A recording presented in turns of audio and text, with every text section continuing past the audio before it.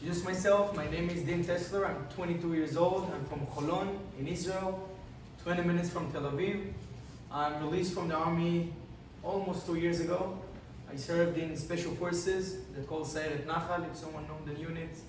I'm released from the army, I started to work in sales, try to build my life, and at October 7, I work as a security guard at the Nova Music Festival with my best friend, Bar Cooperstein, and unfortunately he's still a hostage till today. You can see over here my best friend. We just came to the Nova just to work, not having fun or something, and actually it's not our type also this kind of the party, so it just was to work at the weekend and coming back. Unfortunately just me that survived, and the story started at 6:30 in the morning. We see rockets in the sky. My job as security was the commander of the gates around the party. So all of the night I just drive on my TV and just driving over the gates over and over. And our job was in the highest level of the security guard. So two best friends that worked together at 6:30 with the rockets. The police told us that we need to tell the people leave and really fast. So just we started to screaming on the people, leave right now, leave everything and just going home. And I don't know if you know, but at the Nova they've been almost 4,000 people. And it was really complicated, really difficult to tell them leave in one time. So after 30 minutes, I got a call on the radio from the police, and they told me, Dean, open the emergency exit. And from me that second, I know exactly what they're talking about. It's my job. And I open emergency exit, tell the people to follow me, and the people come in and follow me. And the emergency exit just was the back exit. The people can leave faster. And I come into the roads, 232 roads. The police told me, tell the people going left. I will explain. The Nova was on the road, 232 roads. It was between two kibbutzim. One from Be'eri, from the left, and Re'im from the right. Both of the kibbutzim, they get attacked by the terrorists. And at that time, they told people going left to Be'eri. After a few minutes, I see from the right a woman that she get up from the car and she was bleeding from the head. And honestly, till that second, for me, just was another usual, regular day with rockets in the sky. Unfortunately, we're used to it in Israel. And I saw the lady, I started thinking, first of all, why is she bleeding? I tried to talk with her, what happened. She didn't respond too much. She just crying, catch my arm and told me, please save me. For me, I just called the police, tell them I have injured woman, I need help. They told me, bring her to the ambulance inside of the party, put her in the paramedic, and come to us. It was maybe 1 minute to drive on the ATV, drive her to the ambulance, trying to figure out what happened. She not respond too much. And the second I put her in the ambulance, she just looked at me and told me the terrorists attacked us. And the fact what happened, it's the first group that get out from the party and take a right to a inn. I don't know who watching videos from that day, but terrorists waited in the roads after probably mile 2 or 3 and just started shooting on the people. That woman was one of the first injured people that did a U-turn and coming back to the party. And the paramedics told me and Bar, listen, many injuries in the road, I need help. So Bar and I were driving to the same position and we see 20, 30 injuries people. Most of them are getting shot, if it's in the legs, if it's in the stomach, if it's everywhere in their body. And Bar and I, we start to do many tourniquet. Everyone know what is a tourniquet? Good. Many people don't know what is that. But the fact, the tourniquet, we make a tourniquet from branches in the ground and kind of a shirts that we just take off from the person. And Bar started tourniquet and I'm after him, and Bar started and I'm after him. 20, 30 times, it's just went from another one to another one to another one. After probably 50 minutes, we got a call on the radio and told us, you need to open another emergency exit, but this time to Moshav that's called Patish. And probably most of you saw the video, it's one of the famous. You see people running the open field, right? So probably probably most of you. So they run into that moshav that's called Patish. And another fact, the biggest group that survived is the same people that run into Patish. And for us, me and Bar, we're driving in the ATV. Like you see the video, people running in the open field, and we see from the left, small group that just landed on the ground. We're coming closer, and we see again 3 injured women that getting shot in the legs. So we make really quickly a tourniquet, take them on the ATV, drive them back to the party, to the ambulance, and go to the police officer. The time is probably 8:30, 8:20, something like that. And what we see in front of us from Be'eri, we see a terrorist with their cars, just jumping from the cars, just started shooting on the people. And for me that second, I just looking back, and I see my best friend Bar screaming at me and told me, Dean, go inside to the party, because it was safer there in that time. And what happened, I started running to the party. Bar decided to stay there on the road. And it's the most popular question, but we've been a security guard without weapon. So no guns, no pistol, no nothing. From stories that I heard from survivors, Bar take a gun from police officer that died, just take from his body the weapon, fight with this terrorist how much that he can, till Hamas take him a hostage. For me, from that second in the road that we just split up, it was the last time they seen him, till today. And for me, I just started running inside of the party, and started to send many locations to many friends. Just location and help me, location and help me. And group chat, our friends, one of my best friends just texts me, Dean, near to the location, many terrorists, and you need to run away. After I get into one car, and then get out, and then another car. Also, I've been at the bar, where was the Nova. I go inside of the fridge, and then I start to hear a shooting from everywhere. And the biggest problem at that time that we're hearing the shooting, but we don't know from where it's coming. After a few minutes to decide what I need to do, what I'm going to do, I decide to take with me a small group, maybe 10 people, and to try lead them with me and running together into the woods.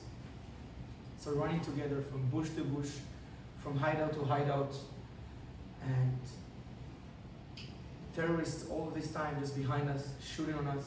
And the last time that we run from bush to the next one, after probably 1 hour and a half, unfortunately, we see again terrorists, but this time they've been really close, maybe 80 meters. I know how much it's in foot. It's 250. We saw the terrorists, and in that second, they murdered most of my group. Just in 1 second, most of my group just falling down, one by after. For me, I look at myself, I see that I didn't get hurt. So just a few seconds to decide what I'm going to do. I just keep running by myself. I take a left. I look at the side, and I see that I'm completely alone, by myself, keep running. I keep running, and I actually see bullets landing on the ground over here and over here. And I keep running. After a few minutes, I see 2 cactus bushes, one from the right, one from the left. I decide to jump to the right one, and I've been there from 10:30 in the morning till 7 p.m. I know almost 9 hours, the longest my 9 hours in my life. I'll explain also what happened between the hours. I jumped to the bush, and again it was to send many locations to many friends, many group chat, just location. I'm inside of the cactus, I need help. What I heard of this time is the shooting. If it's the screaming on the Akbar of that terrible terrorist, if it's their music from their cars in Arabic, that probably I never forget my whole life. And especially I heard the screaming of civilians, Israeli people, just begging Hebrew, please don't kill me. And with all of that, I'm just inside of the bush, don't have what to do except to be inside of the bush. In around 1 p.m., I'm looking right, and I see shadow of terrorists behind me. After that, I just feel myself, and for me, it was my last video. In the end, who want to see, I will show it to him. I will send it to you, you can send it to them. I just feel myself crying inside of the bush. In around 2 p.m. I start to do goodbye message. If it's to my brother, that at that time he was in Canada, and I tell him, Emil, I love you, I'm going to die. If it's to my friends, that I text them goodbye message that I love all of you, many terrorists behind me, I'm going to die. And if it's to my mom, that I did for her a voice message, and I told her, Mom, thank you about everything given in my life, I really love you, and I'm going to die. The voice message to my mom didn't send. It was really bad connection at the time. And 2:24, my phone batteries died. And my mom told me that the last thing that she saw from me is just recording a voice message and then completely disappear. Every second after 2:24 for me it's feel completely years, and it was really hard to be without a phone. But honestly, from that second it just was between me and God. Just talking, promises, many. I realized after 20 or 30 minutes, around 3, I realized that from the right, 3 terrorists coming to my bush, and this would happen, one by after, coming from the right, just like that, and leave from the left. For me at that time, honestly, I just accept my death, and I realized I'm going to die. I just closed my eyes and waited for the moment the terrorist is going to kill me. And thank you God I didn't see me. They just passed. I was in the middle of the bush, and till today I don't know if they see me or don't see me, but for me it was only God that helped me. I open my eyes and I tell myself, Dean, you're still alive. The time is keeping moving, and I start to hallucinating also from no water. I didn't drink water from the morning. Every time I close my eyes, I just see terrorists in front of me. Afraid, still shooting all of the time.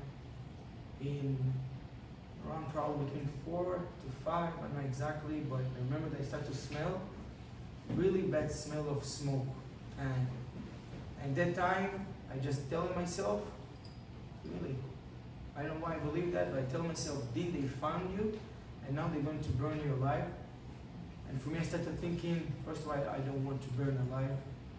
And if I'm going to fight with them, or I will stay in the bush, one message of a really good friend of mine in the morning, he told me, Dean, stay in the bush, doesn't matter what happened, don't do stupid things, just stay inside of the bush. And this message has been in my mind all of these hours. So I tell myself, if these terrorists want to burn me alive, I don't care, I stay in the bush. The time is keeping moving, it's still shooting around me. I remember the land completely shake, and I remember that between probably 5 to 6, I don't know exactly, but I heard calls of it's the police,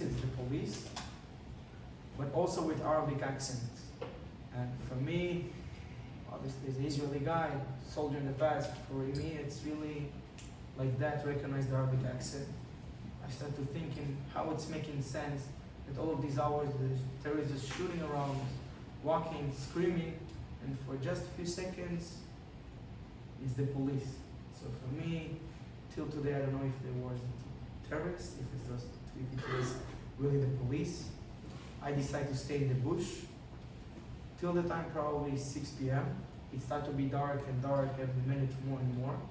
I tell myself that I need to do something.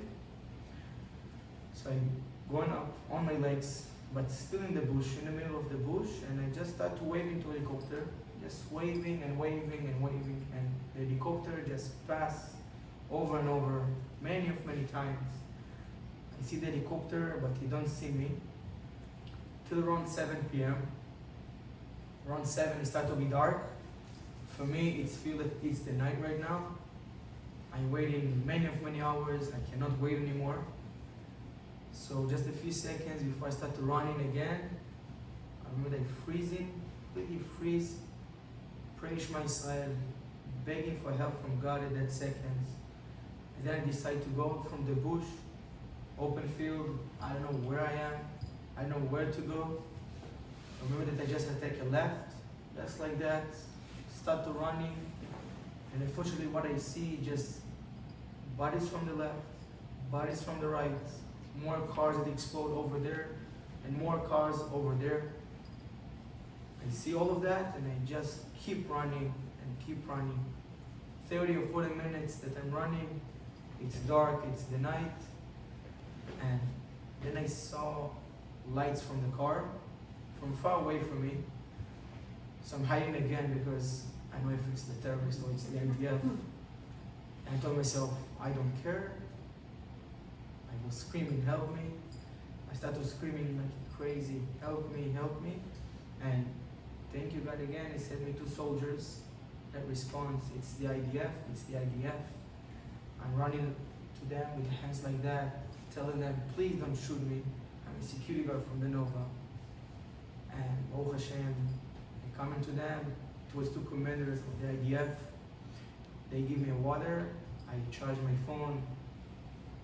Obviously I call my parents, I call my friends. After that few hours, 5 hours, that I completely disappeared. And the soldiers asked me if I see more survivors. And like I told you right now, I've been alone all of these hours, just by myself, in the bush, in the cactus. The soldier asked me if I want to go back to the bush and search more survivors. And honestly, till today, I don't know why, but I told him, yes, let's go back. Yeah. And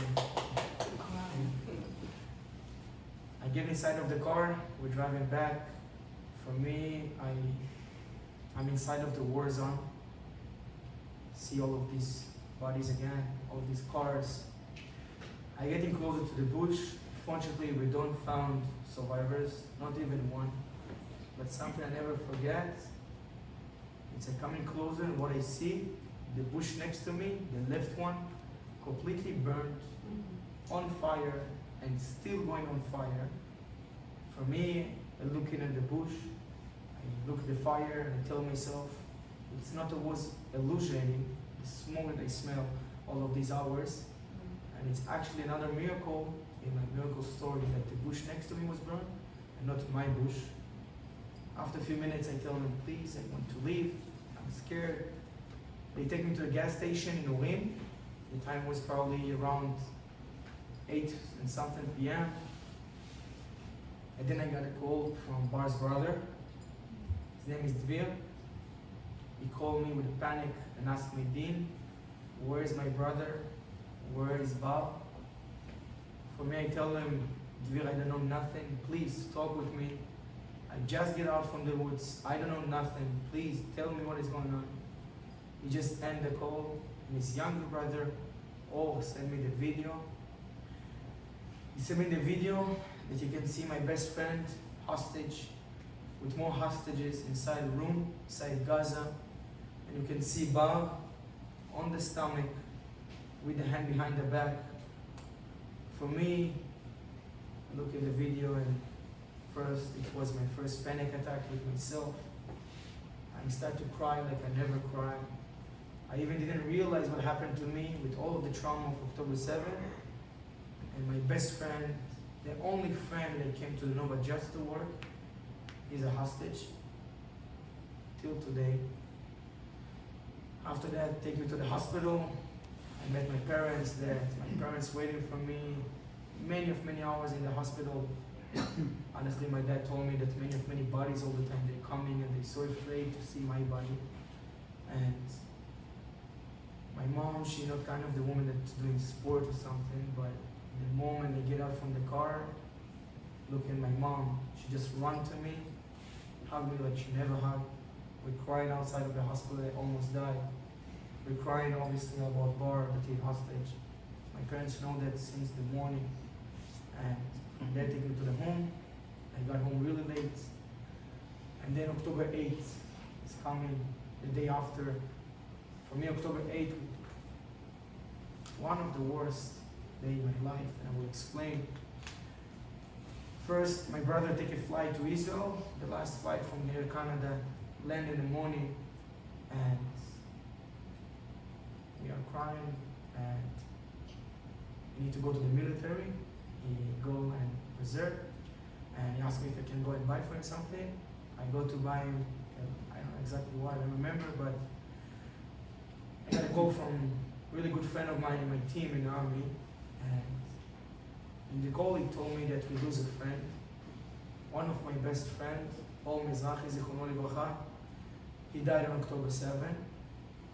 He told me that Mizrahi, he was in base that called Kerem Shalom in the south, near to the Gaza border, and Mizrahi fight with many terrorists, many, and sacrifice his life to save the others. A little bit about Mizrahi. Really, for me, it's like he's my brother. He's been with me in the same team, in the army, the same room for a while. And Mizrahi, we call him Mizrahi. But his first name is Or, and Or in Hebrew it's a light. And Mizrahi was 100% the light of the team. Mizrahi was the kind of the soldier that everyone just love him. The guy that make all of the jokes and the best jokes. And really the soldier that everyone just love him. Mizrahi teach me a lot in this life. One of the important things that he teach me that everything, it's from a reason. And I miss him a lot. And after that call, it was another call that my personal commander died.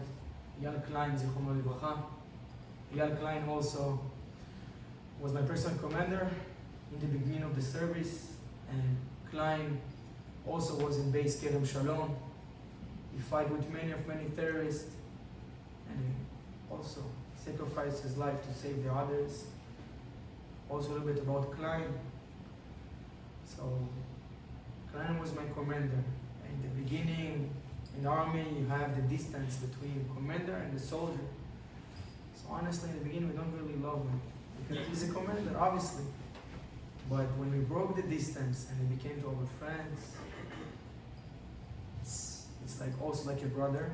And about Klein, for Klein, it's never enough 99%. It's never enough 99.9%. And also for him, it's never enough almost perfect. Klein was the kind of the commander that for him, it's always 100%. And for Klein, it's always a perfect.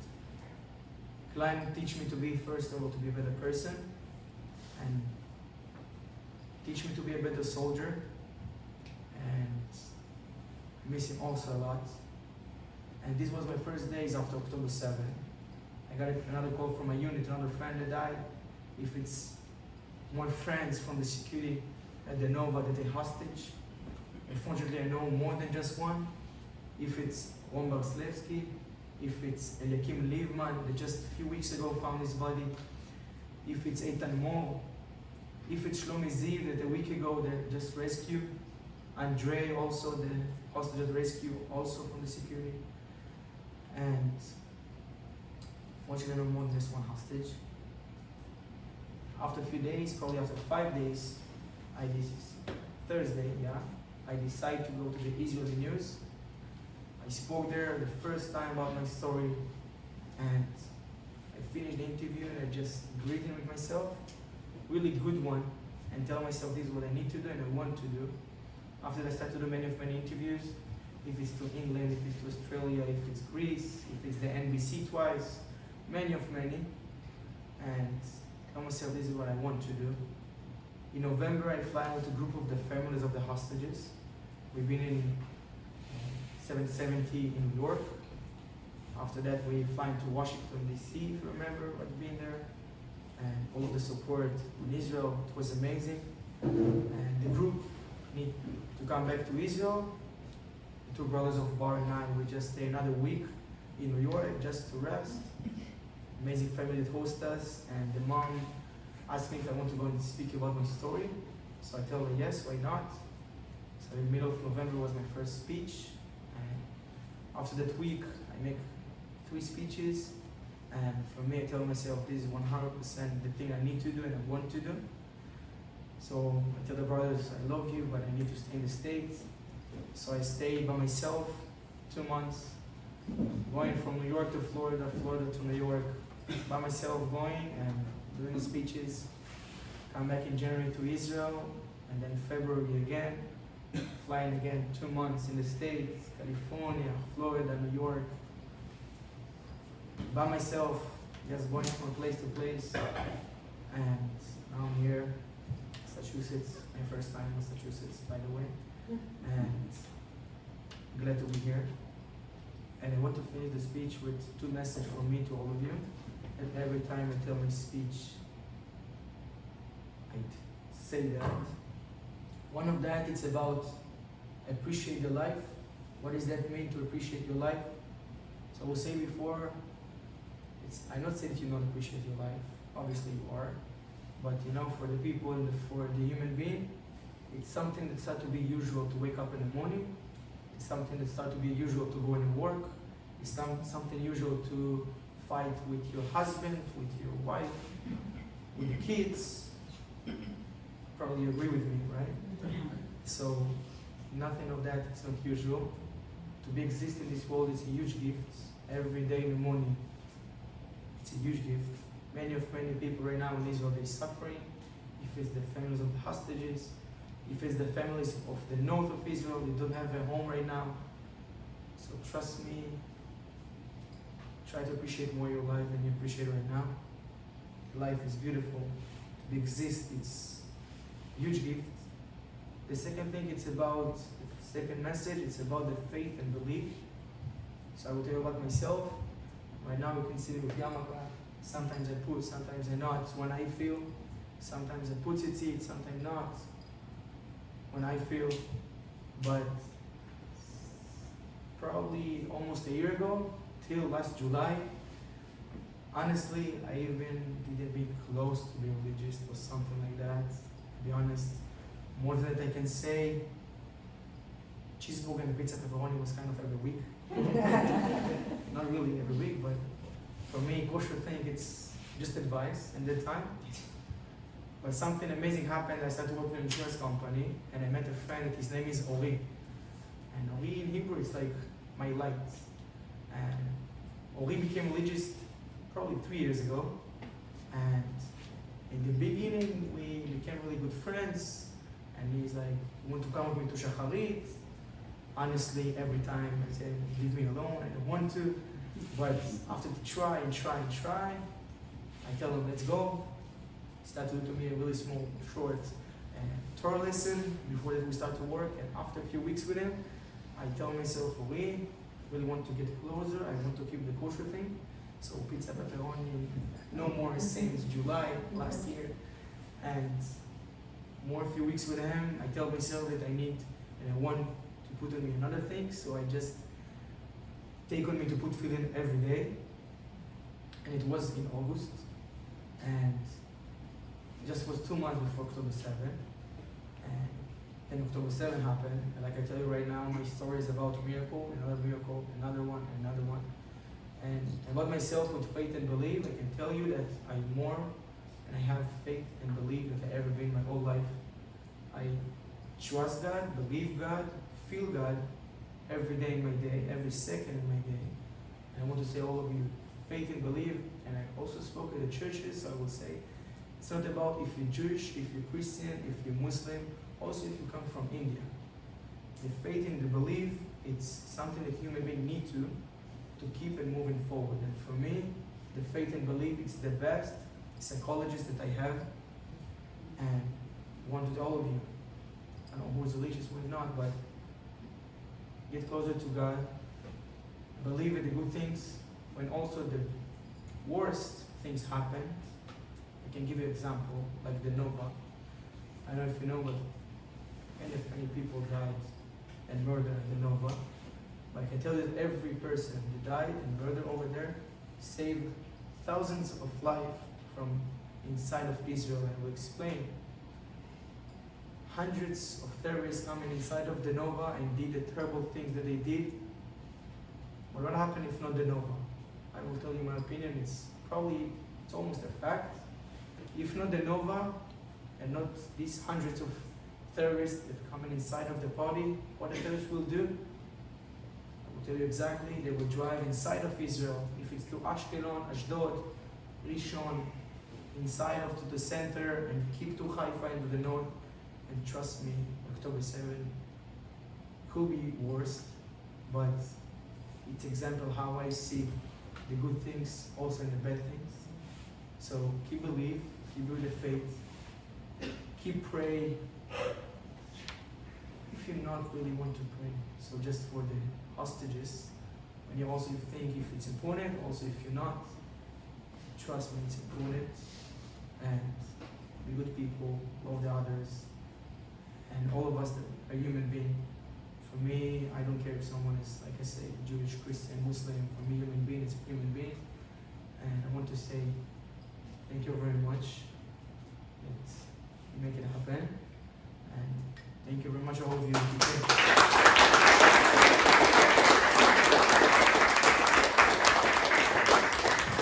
Wow.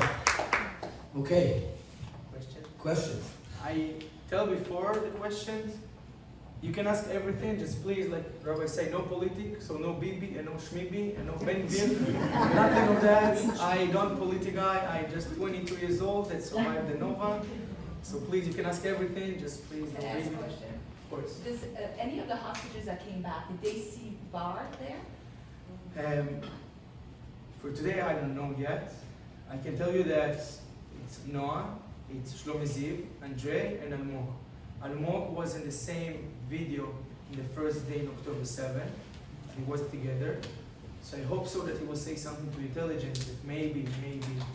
Oh, so they don't talk really. They, I wish, I waited for And the them. family also, they won't tell the family. So about that, I can tell you that Bar is alive, and I will explain. The intelligence of Israel told the family that he is alive. The first time was in November, the second time was in February, and the last time was in April, 2 months ago. And intelligence not say too much to the families, they just, he's alive, that's it, without too much information. So this is also where the belief is coming.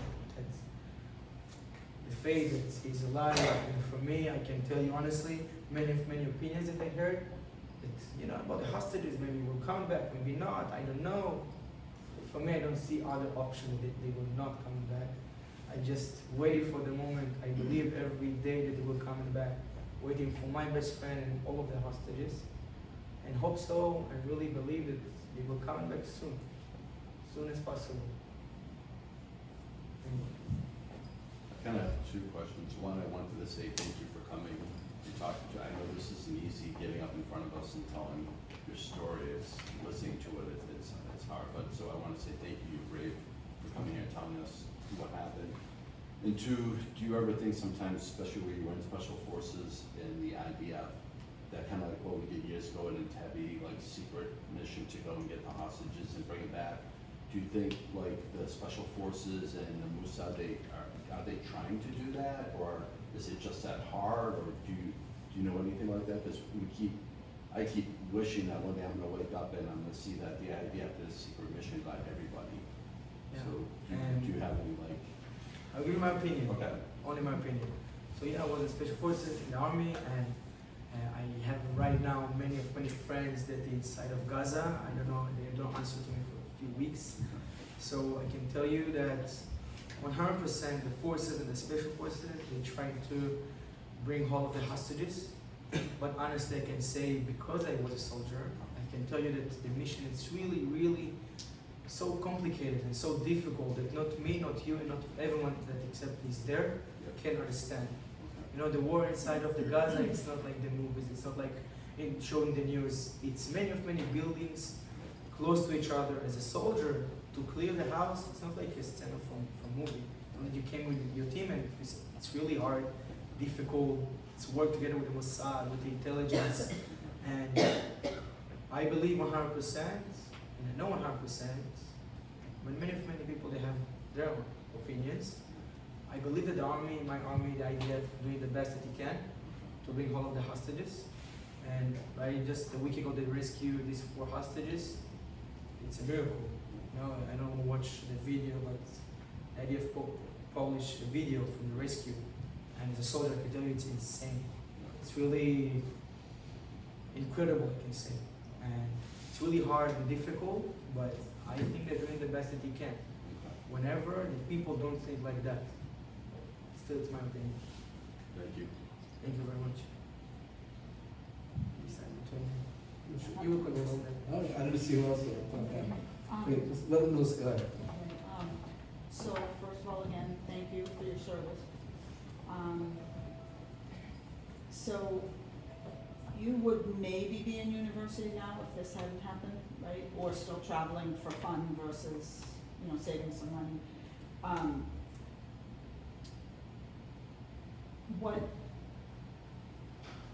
What can you share with us about your feelings when you see here in the United States the fiasco that has gone on the past year at the college campus?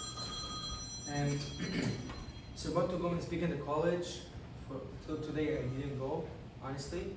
But more than I can tell all of you, I really want to go. I want to go and speak with these pro-Palestinians face to face, one against one, without all of this show that they love to do. Just like a human being, to go and speak.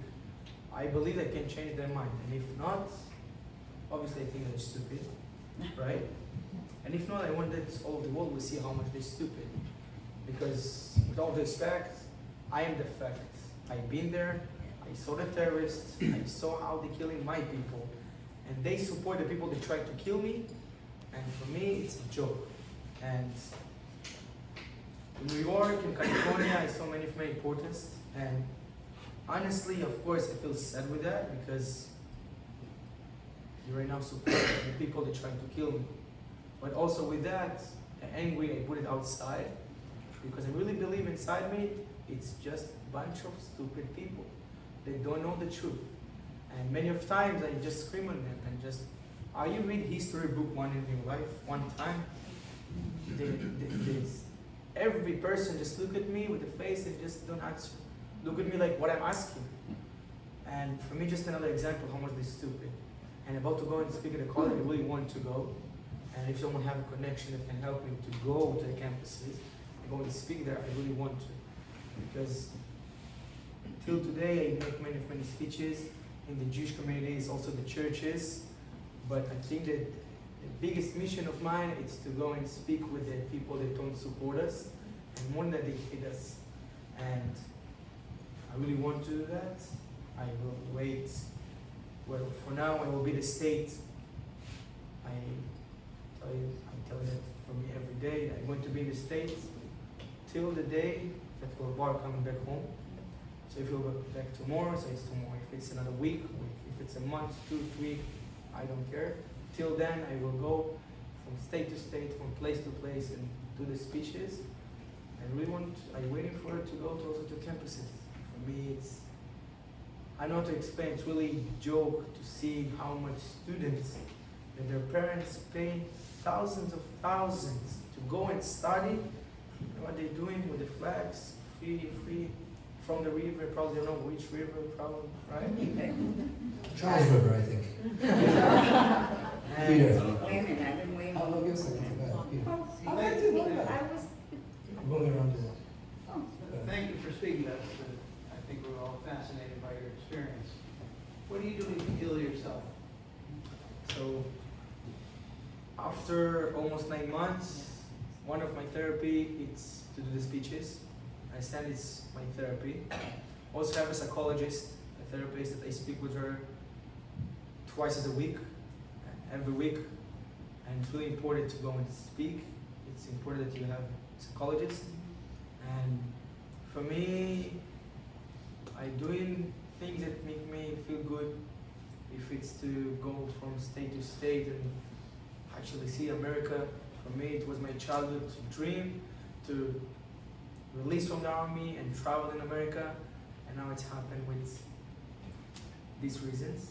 But yeah, it's to go and make the speeches. I can tell about myself, probably till today I make around 200 speeches, a lot. Many of places, many events, organizations, many places I go and speak. This is my biggest therapy, and I know that a trauma, after trauma, one of the important things that the person need to do is speak about the trauma.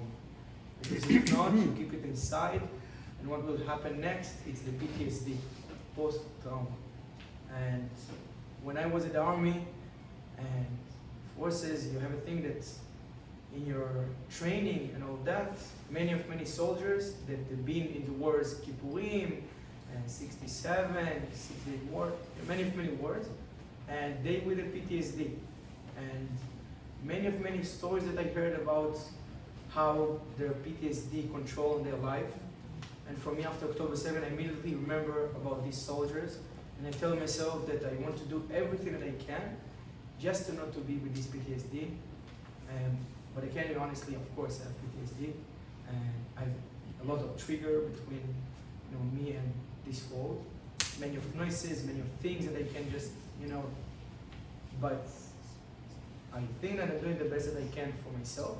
And after almost 9 months, I'm really in high level with the trauma and doing amazing things like go and speak about and will go and speak about. I can tell you that all the people in this room are standing behind you. Thank you That's very much. Thank you. Yes, that's true. Thank you. I have a question, just because, when I see what's posted on WhatsApp, I get nervous sometimes about when they're knocking down the terrace homes or they're going in the tunnels and they're blowing it up. I don't know if you're able to answer this question. Does the Army really know that the hostages are not being held in these places, they're being blown up, or are they just praying and winging it and, praying they're demolishing the tunnels and the terrorists and praying they're not killing the hostages by mistake? And my opinion. The answer is my opinion. It's not a fact. I know exactly. I'm not military. No, your opinion. My opinion is one It's of like, the I think things. there's a saying that goes like this: those who don't know say, and those who say don't know.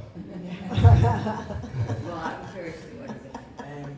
So my opinion first, that I know that the intelligence and the IDF is really one of the best army in this world. So I'm really think that they knew and know where is the hostages. It's just about they waiting for the right moment or how they will do that, because it's not so simple. If it's the fights just in Gaza, it's really unbelievable. So the fight in the tunnels, it's something more unbelievable. And for me, I think that they know where the hostages. But again, it's just my opinion. I know exactly, and I just waiting for the miracle like this last week. Thank you, Amy. Jack. First, I've been struggling not to ask a political question. I know you can handle it. So I'll simply say good luck with those college kids in the United States. But the question is, as you've been traveling to Jewish communities in France, Britain, various places in the United States, the extreme rise in anti-Semitism, do you sense among the Jewish communities that you have visited a greater sense or greater desire to make Aliyah? I think that for you, the Jewish entire of the world, the best that you can to do right now is probably to do the Aliyah, to come back to land of Israel. But also I want to say with all of the anti-Semitic, and we have our war in Israel, you have your war with these anti-Semitic people. But I want to tell all of you that you are our faces entire of the world. So all of that anti-Semitism, and you are our faces, and you need to be our voices also. You need every Jewish in this world, every Jew need to go and stand with Israel, and also when you see this populist thing in front of you, and just be there for us, because we cannot be. We are in Israel fighting our war. You have your, it's also terrible. What is it? Anti-Semitic. Yours is worse. Right, you're right, but still keep and be our voices, because Thank you, Jack. we Michelle. need to. You got anything? Has always been the protocol that security not have weapons, and has that changed since October? You talking about the Nova? I honestly, I waited for the question about the gun and the weapon. It's the most popular question that people love to ask me, and it's making sense how I was security guard without weapon at the Nova Music Festival, right? So I will tell you exactly what is the security guard to these words. What is the job actually? So I was security guard, the commander of the gate around the party. But actually my job was, if I see 2 people, 3, 4 people inside of the party, that they fight each other, my job is to take them and please leave. Not against this terrorist attack, nothing close to that. Okay. And more than I can tell you, to carry a weapon in Israel, you need to do a license for that. It's not like Florida that just can go and buy a weapon. it's not like I wish it was like that. And for me, I released from the army and I started working in sales, so weapon for me, okay, I don't need it right now. I've been in the army with weapon, I bring it back, so I don't need to. And most of us, the security guard, we've been without weapon. I can tell you, if it was probably between 70 to 80 security guard, probably not even 10, max 10 security guard have been with a weapon. And I can tell you at the Nova, we've been also police, obviously, and also the special forces of the police, many police officers. But what happened that when the rocket started, that many of these police officers and special forces of the police, what they did, they immediately run into the kibbutzim. Re'im, Be'eri, Shuvda, many. And for me, it was crazy to see the terrorists, and I cannot fight back. But you know, sometimes ask me if you can go back right now, and God will give you the weapon, you will take or not. And my answer is always not. And I will explain. Probably if I was with a weapon at Nova, probably most of the chance that I didn't stand here right now, probably I will fight till the end, till the death. Probably I know myself enough to say that this is what I will do. So I say thank you for God that I didn't get my license and I don't have a weapon, and yeah. Kim. So, hi, thank you for being here.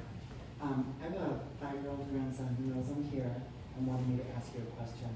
Let me say, he wears his IDF t-shirt to school almost every day. And he says that when he grows up, he wants to be a soldier. And he wanted me to ask you what he can do right now, he's 5, because he's too little to be a soldier. What can he do right now to help Israel and the soldiers in the hostages? Wow.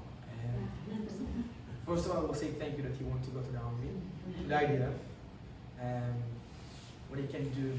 And I will not tell him to fly to Israel and support him because he's only 5 years old, right? but I can tell about the army, and like his next is 15 years that he will come, and I think that you need to be ready to not be soft, first of all. The second thing, it's train a lot. If it's running, if it's sport, if it's many of things, and train and understand that you will not be home long time, especially when you're here in America, and you need to ask him twice if you really want to do that, because you know many American teenagers that they spoke, I want to go to the army, I want to serve, I want to go to the IDF, the best army in the world, and please go. Only then, when you finish your serving in the army, I can tell you, it's the difference between to be a kid and to be a man. And for me, and many people ask me, when I will be a father in the future, you will send your son to go into the forces, and my answer is 100% yes. And I will tell him not just forces, to the special forces, because you have a difference between 8 months training and you have to 14 months training, right? And I make the 14 month training, and I think it's the best thing that 18 years old kid can do for himself, to carry a weapon, protect Israel, and when he release, you will be 100% a man. So yeah. I think he also wanted to say that instead of a helmet, right now you can wear a yarmulke. Until the 15 years from now, you know. You wear tzitzis, which is his bulletproof vest, and all those things. Go ahead, Aaron. All right, so a question. You're in Israel, there's a lot of Palestinians that live in Israel, a lot of Arabs that have lived in Israel. How are they reacting to all of, not the Gaza, because Gaza's on, how are the other people reacting? You mean Israeli Arabs? The Israeli Arabs. About how they react, I really don't know to answer about that, but I'll answer that in the beginning of October 7, I can tell from what I heard from people, and especially also me, to go and order a taxi driver and to see that his name is Muhammad, honestly, the first day of October 7 just cancel. Why? Because, I don't know, the language, the look, that it was really, it's bothering me. And many of Israelis the same way. But after that, I fly to the state. I come back in January. I spoke also with Israeli Arab drivers, and they told me the same. In the beginning, many they canceled to them, but in January it started to be like before. And for me, I think that the Israeli Arab, and if they support Hamas and what they did, I'm sorry, but your place is not in Israel. And the second thing, I can tell that right now in the IDF, in army, and I know 3 Muslim, Arab, Israeli soldiers in the special forces. But you have, of course, many. So for me, I don't look Israeli Arab as Israeli. Hamas, or is a Palestinian, or is whatever one. For me, it's Israeli Arab, I'm a Jewish, and if we start to look in them different way, because they're just Israeli Arab, probably never will be a peace in this world, especially in Israel. So to think that all of them they're bad, I'm sorry, but it's not the right way, because this is not how peace will be. And yeah, this is my answer. Go ahead. Thank you for services. Thank you very much. Hanan, go. Many people in the room wonder, היתרון האנושי, נוער חלוץ לוחם. נכון. אז בבקשה תסביר לכולם. How I will explain this. What it means. So, you can see over here the Nahal. This is our units Nahal. היתרון האנושי, The human advantage. the human advantage. When you say, What is it? What's like first trying to get, he says Massachusetts not bad, okay? For an Israeli, that's pretty fast. He said it good, he did it good. So you wanted not to say that other word you just said? היתרון האנושי. נחל, נוער חלוץ לוחם. Nahal. The pioneering fighting youth. You come from a generation that started the state of Israel I know. that were pioneers. I know. So that's that You unit? continue the tradition. Yeah. So like How did you get into that Is that like unit? Jared? Nachas? So good? So about the forces, Nahal is the forces, like it's a unit, and inside of the unit you have the special forces. So I go in the beginning to the Nahal, and how I get there, it's you have healthy profile that when you're in 11 or 12th grade you're doing tests and everything, and then they give you a healthy profile. You have 97, it's the best, 82, 72. 64, 45, 23, 21. And for me, I was healthy, everything is good, so I got 97. And for me, my brother, he was also the same. He go in March 18. The same, Nahal, going also to special forces in the unit. And when he released in November 20, I go in after 3 months after him to the same unit, to the same special forces. And I go just after him. And yeah, the best unit I think of course, we have Golani, Tzanchanim. So how do you get to that? Training? Yeah, so before the army, I train a lot. If it's, I don't know, who am I going Learning. Gurney. So I go to a group that help us, the teenagers before the army, to get ready for the army. And in the beginning of the service, you have a test that you are, or you're going to be the forces, or you're going to do 14, 15 months training, the special forces. So it's probably was 5 or 6 days. They just kick us ass every day. Really, I don't know how to explain how much it was hard, and this 5-6 days, 700 soldiers started, finished probably 200, and only 90 is getting into the special forces. I was one of the 90, and it So just it's stressful, everybody wants to get in. and- Yeah. Wow. Yeah, many started, but not everyone finished, because for many soldiers, I will try, I will see, but for me, I know from the beginning that I will not go just to the forces, I will go to the special forces, and probably it's because the highest level that my brother, even I cannot, like, you rather be in special forces, how we can go to be not in the special forces. So we have a competition between us all these years. Also in the soccer it was, and I go to special forces. And for me, Sayeret Nachal is the best. My team, all of my team, every soldier is just my brother and my best friend. I can tell, because this is the way how it's working in the army. You met guys in the beginning that you look at them, wow, it's so strange. But after a few months, you are eat together, sleep each other, not together. And yeah, after a few months, they start to be your brother for life. Anyone else? Another one? Else? First, a compliment, I guess. My son is just turned 27. Her daughter was the same age, and they both went to camp and so on. And they went to a camp called Jory in Rhode Island, and they both came back in awe of their Israeli counselors who were spending presumably their gap year or whatever at camp. And this long before this incident, they spoke of how different, I don't get it, they're so different than, so-and-so, their friend's big brother or their friend's big sister. So it's one thing for us as parents to think there's a big difference and oh my God, but to have the young people themselves identify that they're just so different, as in better. So kudos to the whole system, the whole teamwork thing.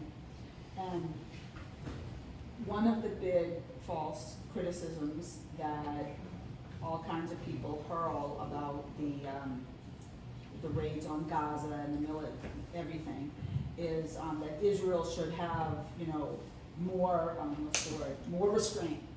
And, we're responsible for this and we're responsible for that. Can you speak a little about what you are trained to do and not do, given that you are going in, your civilians, to your knowledge, there's civilians around, like Right. what is Israel trained to do or not do for Joe average army person, So- or elite forces?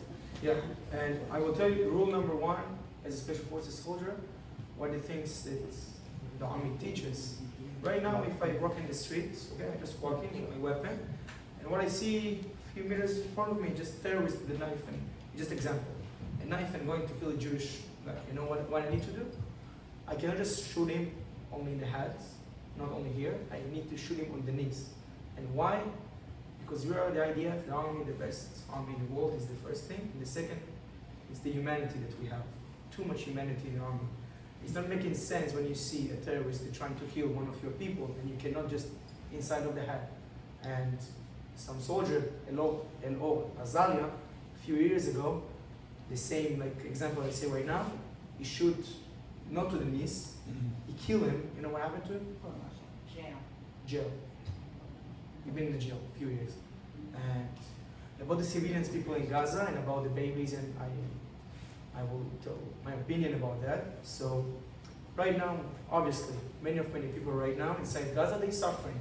If it's the babies, if it's the kids, if it's the movement, many, making sense. The war is terrible.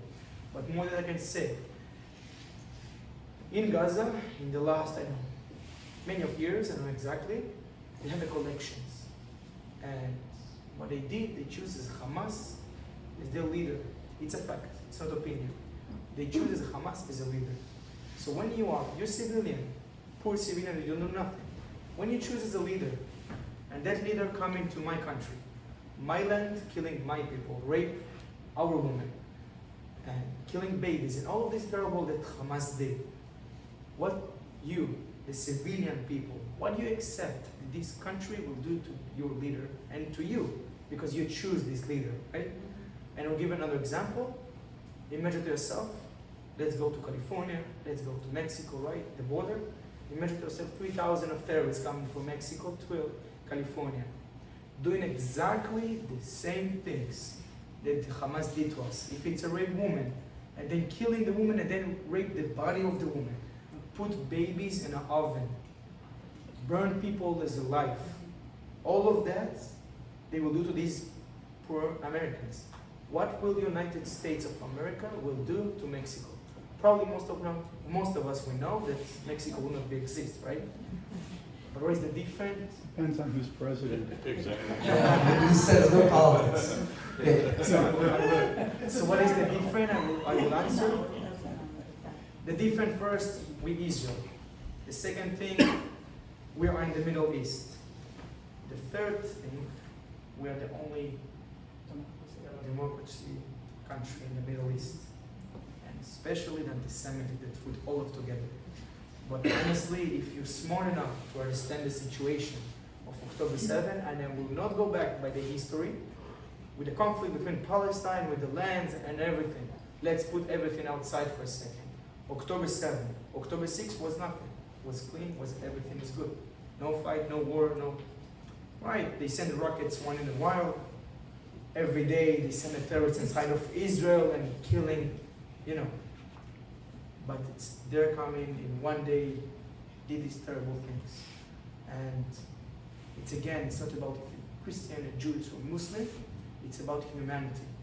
And if United States 100% will delete Mexico really fast, after that they will do this to the United States, I don't understand other option that we are not do the same. But unfortunately we're doing the same.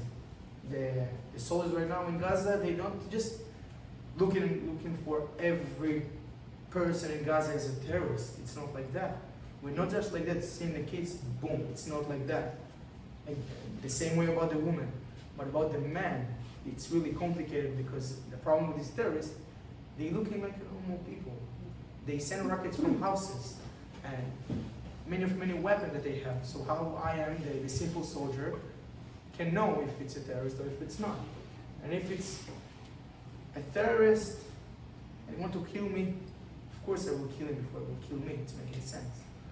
And this is how the situation is more complicated, but still, they're starting October 7th, and we need to finish October 7th. We need to bring the hostages back. After that, destroy Hamas. And after both of these things, maybe, and after just maybe, we will think about peace with them. This is my opinion. Thank you. Thank you very much.